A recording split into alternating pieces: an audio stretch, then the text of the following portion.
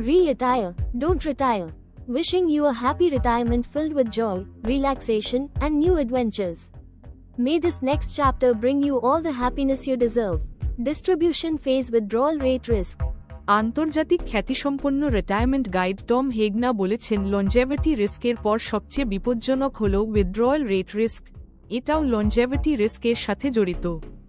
Internet banking, mobile banking ইত্যাদি প্রযুক্তির দৌলতে রিটায়ার্ড ব্যক্তিরা প্রতি মুহূর্তেই ওনাদের রিটায়ারমেন্ট ফান্ডের ব্যালেন্স দেখতে পাচ্ছেন। পাশাপাশি নিঃসঙ্গতার জন্য বিভিন্ন সামাজিক মাধ্যমে বেশি সময় ব্যয় করছেন।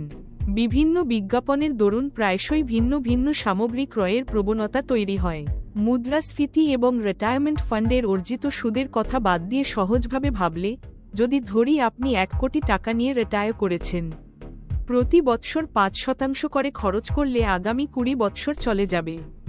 সেকেন্ড ইনিংস যদি 30 বৎসরের হয় তাহলে শেষ পর্যায়ে আর্থিক বিপর্যয়ের সম্ভাবনা। 2008 সালের একটি সমীক্ষায় দেখা গেছে 43% রিটায়ার্ড ব্যক্তিরা বিশ্বাস করেন যে প্রতি বৎসর 10% করে খরচ করা নিরাপদ। কিন্তু দ্য ওয়াল স্ট্রিট জার্নাল একটা প্রবন্ধে বলছে কেবলমাত্র 2% করে খরচ করা হলো সম্পূর্ণ নিরাপদ।